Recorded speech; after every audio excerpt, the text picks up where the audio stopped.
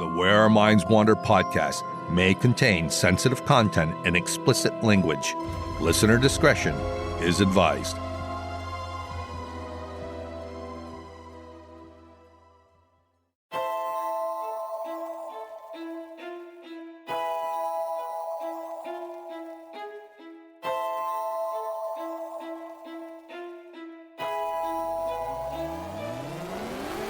Greetings, fellow wanderers, to the places our minds wander. The house at the end of the dirt road, where disembodied voices whisper and strange sounds make the living shiver.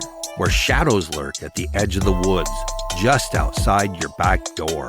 And mysterious lights speed beyond reason across the clear night sky. Odd events throughout time that lead you down the rabbit hole. I'm Wes. And I'm Beth. And this is Where Our Minds Wander. Hello and welcome to Where Our Minds Wander, all you fellow wanderers. Thank you for joining us. Hi, everybody. Well, gotta say, it's pretty good to be back home and relaxing here in the studio. We went shopping in Vermont today with my daughter Sarah, my youngest, and her friend Maddie, before Sarah heads off to college in New Paltz, New York for her first year of college. Mm-hmm. And we did some shopping on Church Street, which is always fun. It was pretty mellow down there. It was nice. Yeah, it was different than it has been in the last couple of years. Big state trooper presence down there. It's changed a bit. Felt more cleaned up, safe. Yes. You know? Not bad. Yeah. We had a great time down there. Yeah. And we went to a bunch of Goodwills. We went to the thrift stores to see what they had. And we went to the Asian market, which we always stop by when we're there. Yeah. You got a bunch of treats. I did. I always look for the candy that I used to get when I lived in Japan, and I haven't been able to find it. But I got some other things that look familiar. One of them was not so good. It was kind of gross. But hey, you know, you got to try new things sometimes. Well, you got that almond crunch Pocky. That was good. That looked really good. Yep. And I got some cup of noodles. You did? Well, you know, it was the Asian version of cup of noodles. Right, not the Americanized version that we get at Walmart or whatever. No, and I'll tell you what, you could tell the difference because the ones you get here in New York, or at least where we live, they're very light, like no substance. And when I picked up that cup of noodles there was some heft to it. Hefty cup of noodles. Well, there was a significant difference in weight. Yeah. So I can't wait to have that. I know, it's going to be great. Or it isn't. I'm sure it'll be good. I'm sure too. But with that said, not much going on besides that, except sitting here and, well, getting ready to tell you all about what we're going to be talking about tonight. And that's Headless Horsemen. Yes, we are. Of all things, who'd have thunk it? I know. It just tickled my fancy this week. So I was like, all right, let's look into some Headless Horsemen stories. And we found some really good ones. Yeah, we did. Yeah. So, you know, why don't you start us off? Okay. Sounded so commanding.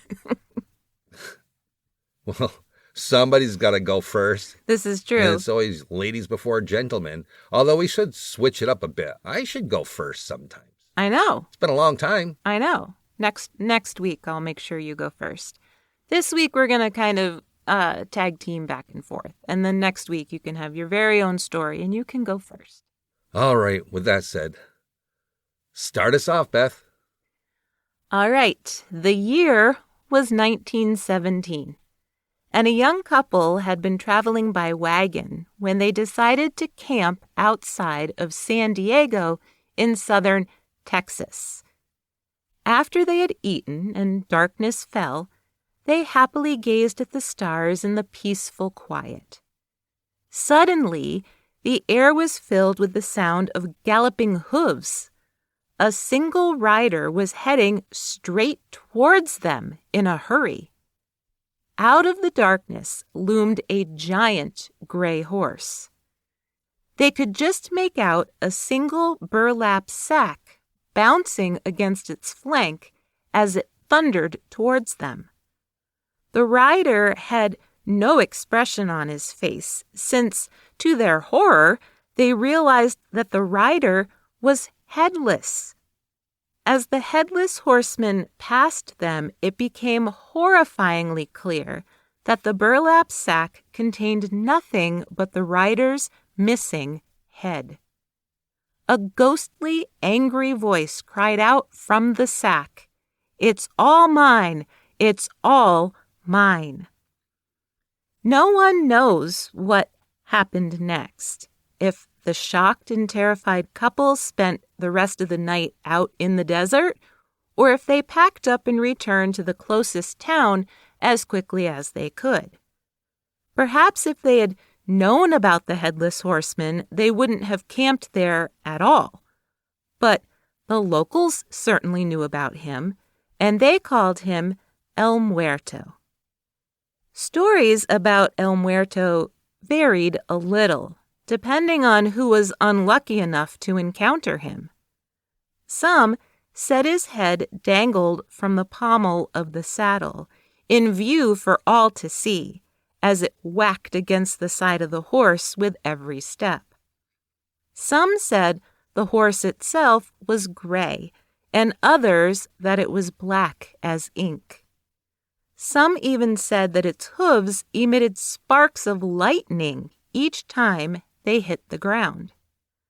The thing is, El Muerto, or the Headless Horseman of southern Texas, is not some variation of Washington Irving's Headless Horseman story of Sleepy Hollow, New York.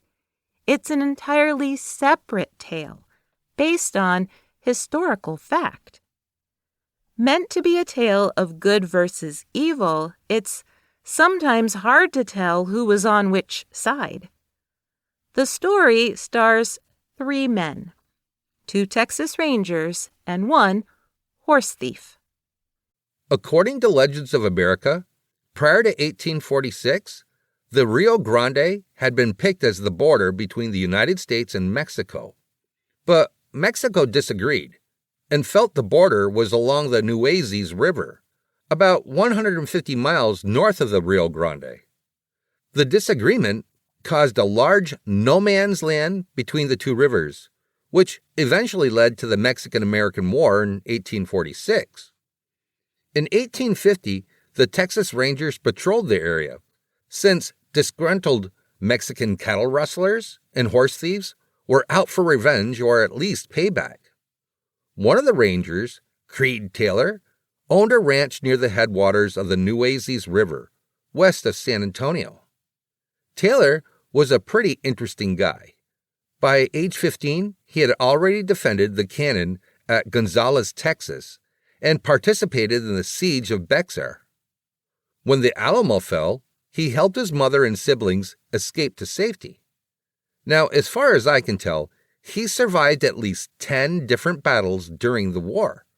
But in 1850, he was living on his ranch and hunting down outlaws, and also dealing with his livestock being targeted by cattle rustlers. When a huge number of Texas Rangers went up north to deal with a Comanche raid, Taylor decided not to go, which was unusual for him. Meanwhile, a horse thief, known as Vidal, took advantage of the lack of rangers and went on a horse-stealing spree.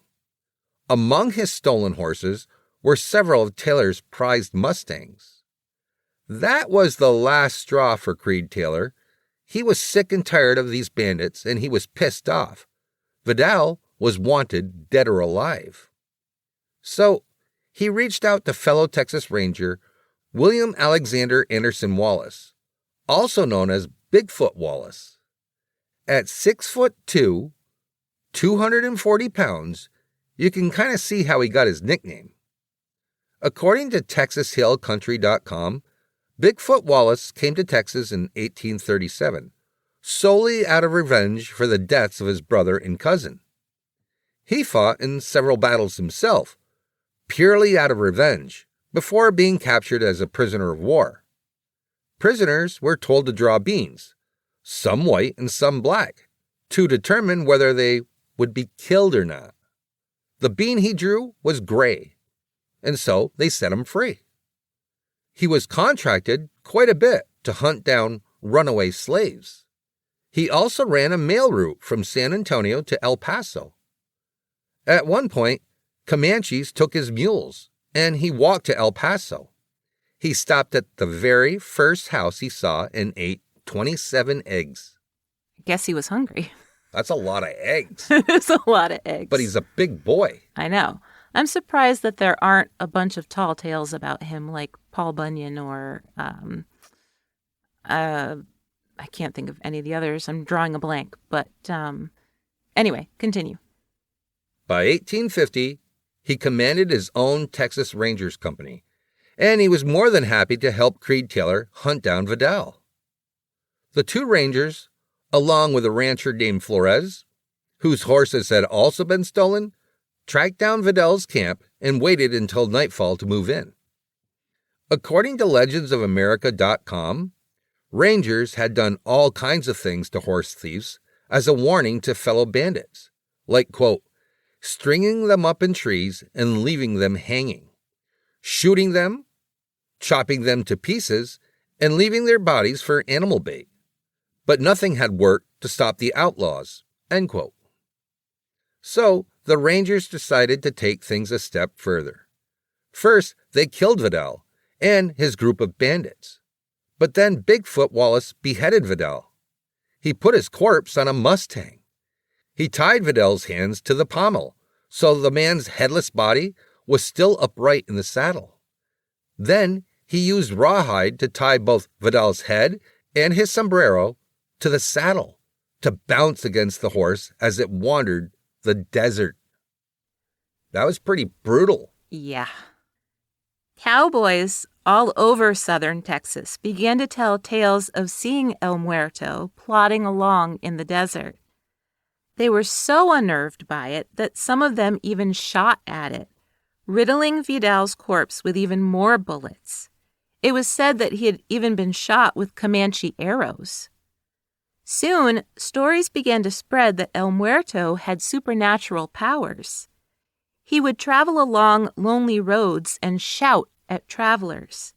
He would bring misfortune to all who encountered him, like the young couple in 1917 who heard his disembodied head yell, "It's all mine." Eventually, local ranchers formed a posse and tracked down El Muerto right outside Ben Bolt, just south of Alice, Texas. Vidal's corpse was still mounted to the Mustang's back. They buried his body in an unmarked grave and let the horse go. They assumed that once the physical evidence of El Muerto was gone, the stories would fade away. Except they didn't. Travelers all throughout the former no man's land continued to report sightings of the Headless Horsemen. Soldiers at Fort Inge, which is Uvalde today, also reported seeing him. Almost 70 years later, the young camping couple saw him too. Now, although I couldn't find any details whatsoever, allegedly there was a sighting near Freer, Texas in 1969. Can you imagine being out traveling and you see this headless horseman with arrows sticking in him like a pincushion and bullet holes? Ugh. I know, and his head bouncing along. Yeah. That had to have been pretty cool to see. I would probably initially think that I was in the middle of a movie set somehow that we had stumbled onto. Or perhaps maybe you mistakenly ate some magic mushrooms. Yeah, one or the other. Headless Horseman stories have been around for centuries. You can find folklore about them in Ireland, Scotland, England, Wales, and Germany. The Headless Horseman of Ireland, the Dullahan, might be the scariest. According to Wikipedia, there are two versions of how a Dullahan, or a dark man, can appear to look and act. In one version, he's a demonic fairy who rides a horse while carrying his head under his arm. In his other hand, he carries a whip made out of the spine from a human corpse. Seeing him riding along can be terrifying, but when he stops, well, that's even worse, because he'll call out a name and that person dies immediately. Ooh. I know. The human spine whip, to me, is the worst part. I thought that was pretty cool. But I hope he calls out the full name, because what if he just calls out John? Right. Or Joe or Dave? Right. You're kind of screwed. Right. In the second version, he's the headless driver of a black carriage made of human bones. For example, the axle is a human spine and wheel spokes are human thigh bones. 2 hollow skulls fitted with candles are attached to each side like lanterns. The black horses that pull the morbid carriage are also headless. As the Dullahan rides along, he tosses basins full of human blood at witnesses. But whether he's riding alone on a horse, wielding his human spine whip, or spurring on demonic horses pulling a human bone carriage, his decapitated head is truly gruesome to look at. I gotta say real quick, that is quite the picture when you think about it. Mm-hmm. I mean, that would be perfect for Halloween. I know. In your front yard? Oh my God. That would be cool. Author Thomas Crofton Croker wrote in 1825, quote, "Such a head no mortal ever saw before. It looked like a large cream cheese hung round with black puddings. No speck of color enlivened the ashy paleness of the depressed features. The skin lay stretched over the unearthly surface, almost like the parchment head of a drum. 2 fiery eyes of prodigious circumference, with a strange and irregular motion, flashed like meteors."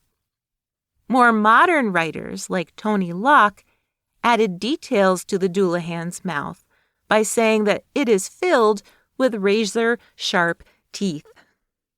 Sometimes, according to Crocker, a Dullahan can actually be female, like in the case of Larry Dodd, a story he included in his book about Irish folklore. I found a really good summary on DorisVSutherland.com that I'll paraphrase for you. Larry Dodd was a, quote, hard-working and occasionally a hard-drinking, Dutch-built little man with a fiddlehead and a round stern. That's quite the description. He was a little man with a fiddlehead. His wife was named Nancy. While out riding one day, he passed a woman out walking alone. She was dressed like a peasant and had the hood of her cloak up, so he couldn't see her face. For some reason, he felt compelled to turn back and ask her if she'd like a ride. Without a word, the cloaked woman climbed up behind him. Larry tried to make small talk with her, but the woman was completely silent. As they passed the ruins of a church, Larry stopped the horse so he could fix its shoe. And without saying a word, the cloaked woman slipped off the horse and walked away. As Larry watched her go, a little annoyed that she hadn't even said thank you to him, he realized her feet didn't seem to make any sound as she sped away. What does that sound like to you? Think about more modern-day ghost stories. You're riding along, and you pick up a lone woman. It's like the Phantom Hitchhiker stories. That it is. It's like the woman in white that people pick up on the side of the road, or, Yeah. you know. So obviously that's where they got them from originally when they started coming up with Phantom Hitchhiker stories. Well, yeah, it only makes sense. I mean, it started off on a horse, and now it's with a car. Yeah. Either way, it's cool as all hell. Oh, jeez. I'm glad you think everything's cool, honey.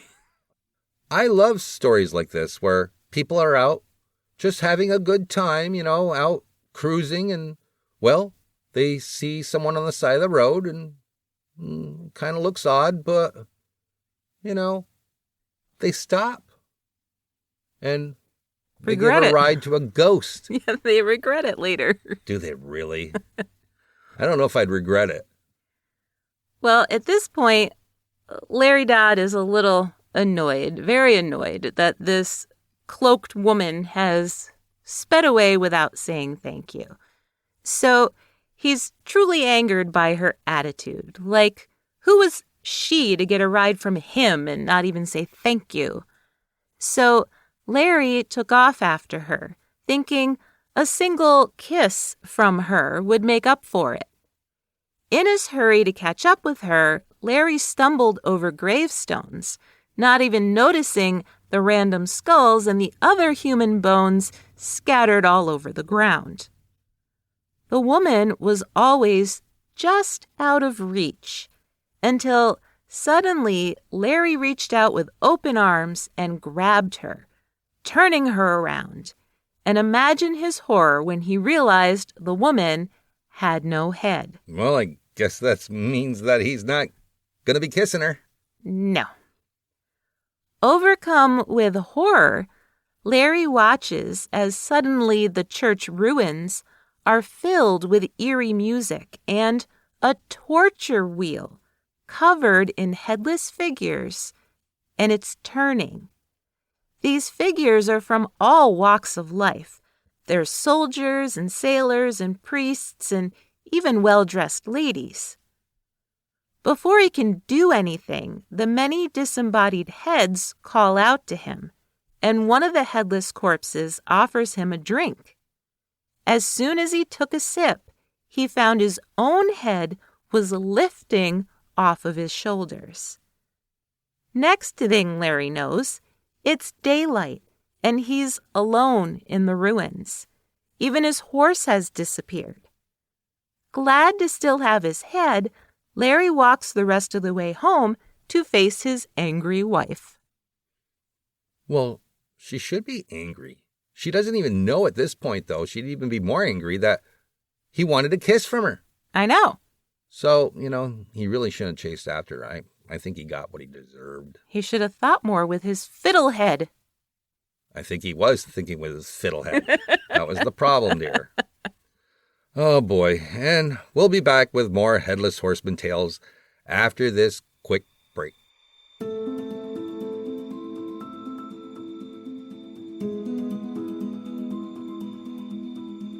Hey, did you know? A man named Steve Martin may share his name with a famous actor, but that's not the only interesting thing about him. For years, he kept a 20-pound artifact his son had pulled out of the Guadalupe River on his desk as a paperweight. It was an excellent conversation starter, and Martin was sure it was a Civil War artifact, which dozens of his friends picked up and handled. He was right.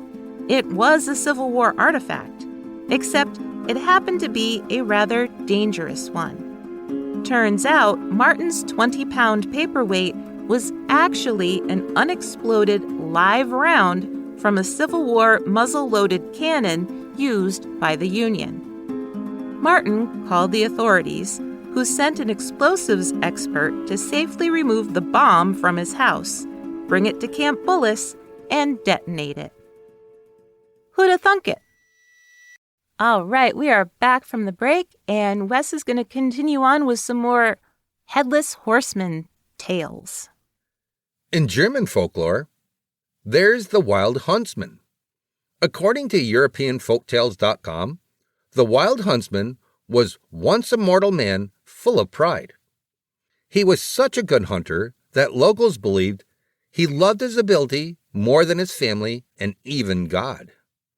He bragged that no game could escape him and paid very little attention to church, even mocking those who said he should pay more attention to his own soul than the thrill of the hunt.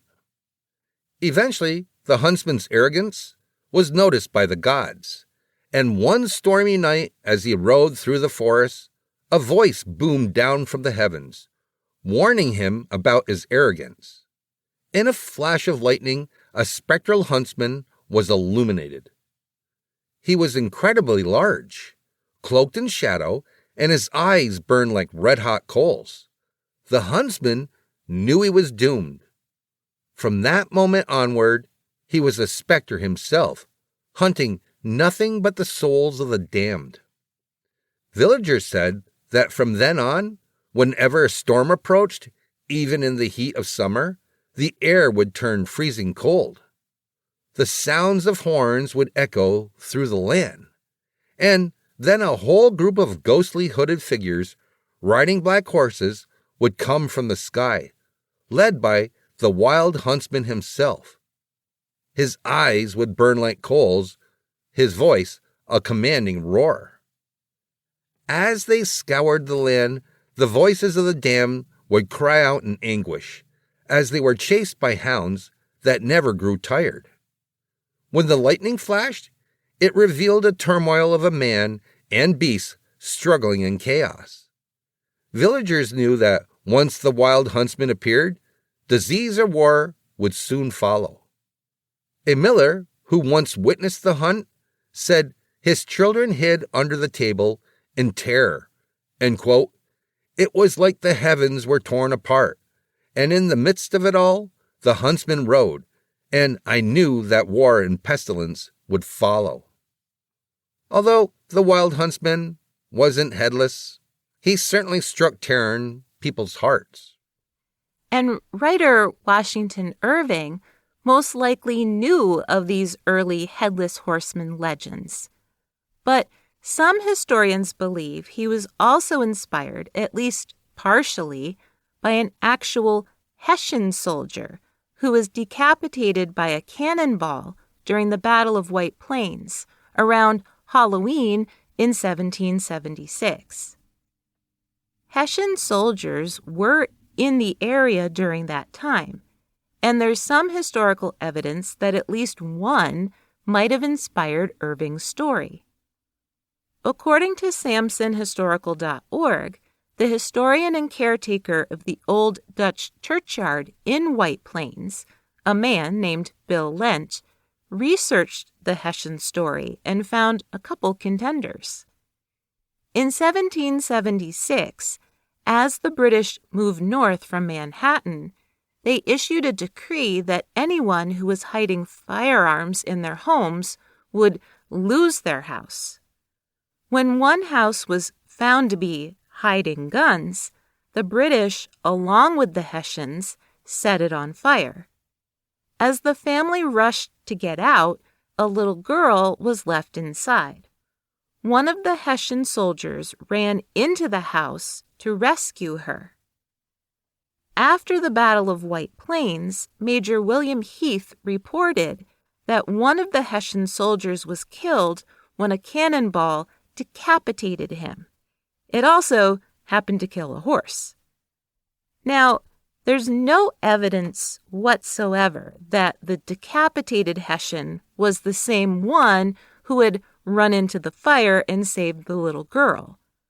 But as an act of gratitude, the little girl's mother insisted that the decapitated Hessian be brought to the old Dutch church and buried there. Since nobody knew his name and public opinion towards the enemy wasn't exactly positive, he was given an unmarked grave.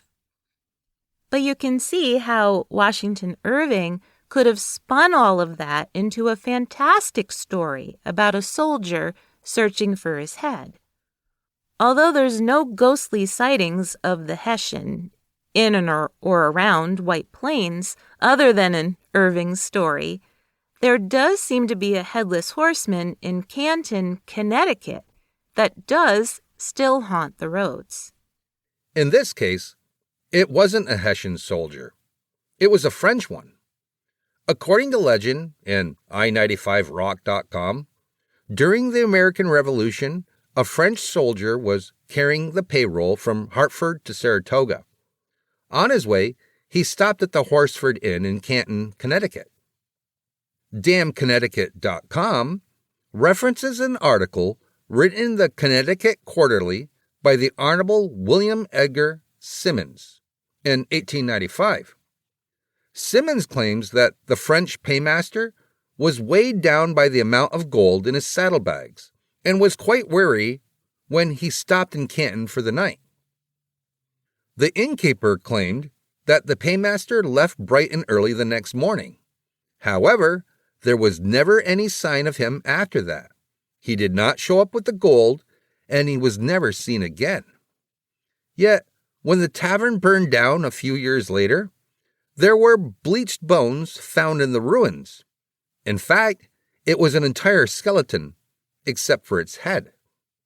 From then on, travelers into Canton began talking about frightening encounters with a headless horseman just outside of town.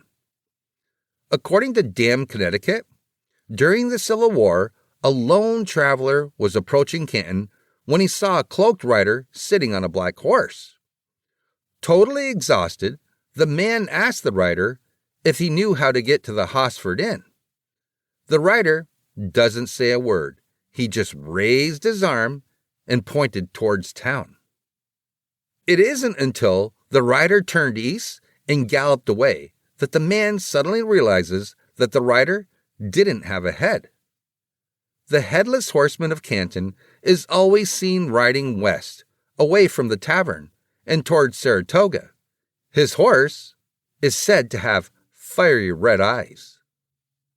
Historically, Canton did have a Horsford Inn that did burn down, but as for the rest of the details, none of it can be historically proven. Although, even to this day, motorists on routes 44 and 202 allegedly do see a headless horseman galloping alongside them, and in some cases have apparently almost hit him. In fact, there are a handful more of headless horseman stories across the U.S., like the Mount Airy Headless Horseman of Philadelphia and the Great Swamp Headless Horseman of New Jersey. In both of these places, the Headless Horseman is thought to be a decapitated Revolutionary War soldier. So, what's the connection with all that?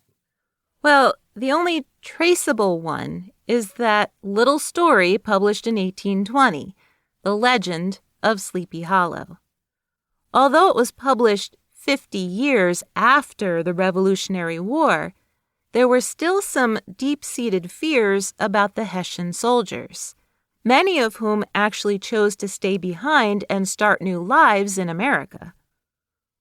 According to emergingrevolutionarywar.org, Hessian soldiers were greatly feared by American colonists during the Revolution. They had a reputation for being rather bloodthirsty and seemed to live up to that reputation by nailing American riflemen to trees with their bayonets. Plus, artillery at the time was known for decapitating soldiers. Washington Irving would have been well aware of those things when he wrote The Legend of Sleepy Hollow. He also based his characters on real people, which made people think that the tale must be true. I mean, if you find out that several people in the story were based on real people, it's a lot easier to think the whole thing might be true.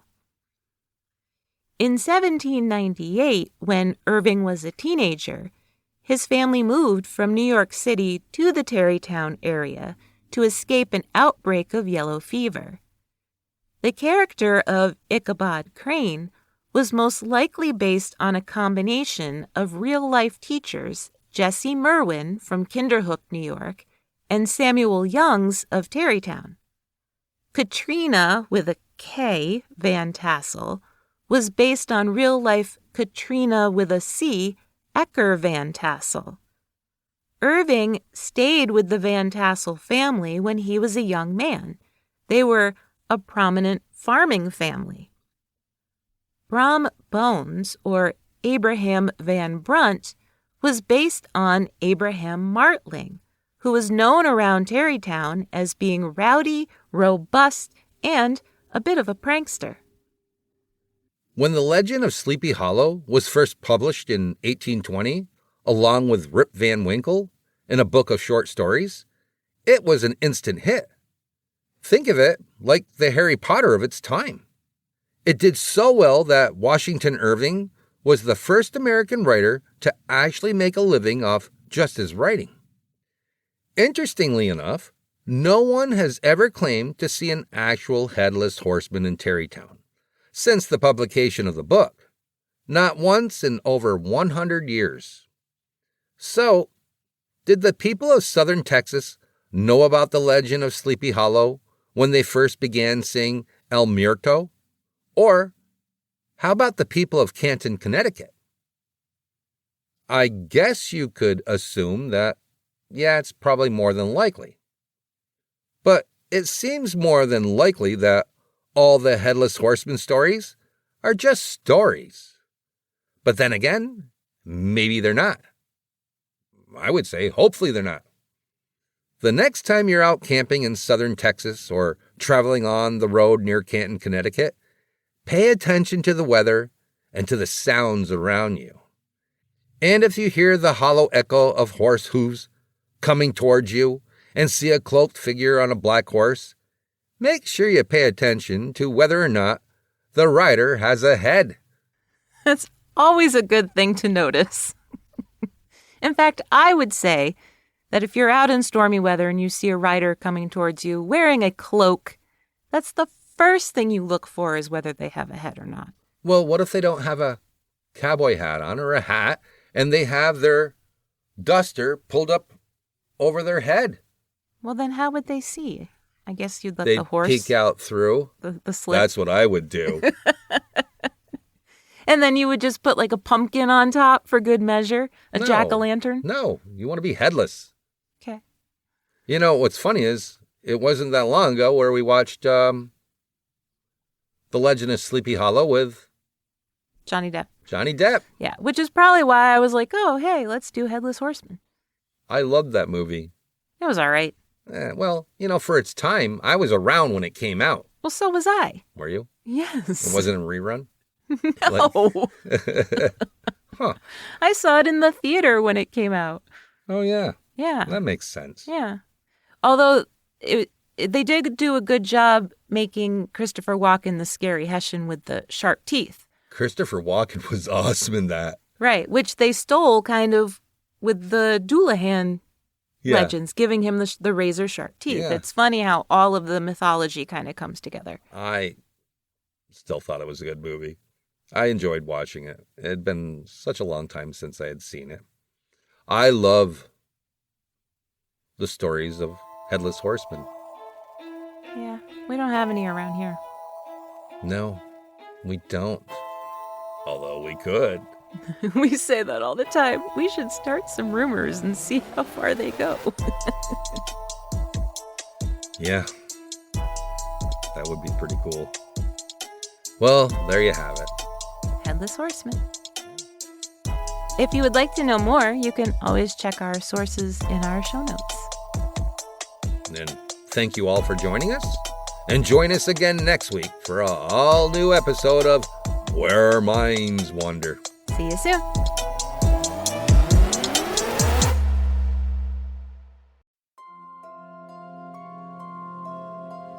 Thank you for joining us. We look forward to traveling with you again to the places where our minds wander. If you like what you heard, please take a moment and provide us with a 5-star rating and a comment on your favorite listening platform. It really helps us move up the list and become more visible on the podcast charts so new people can find us. And thank you all for your continued support. See you next week for an all-new episode.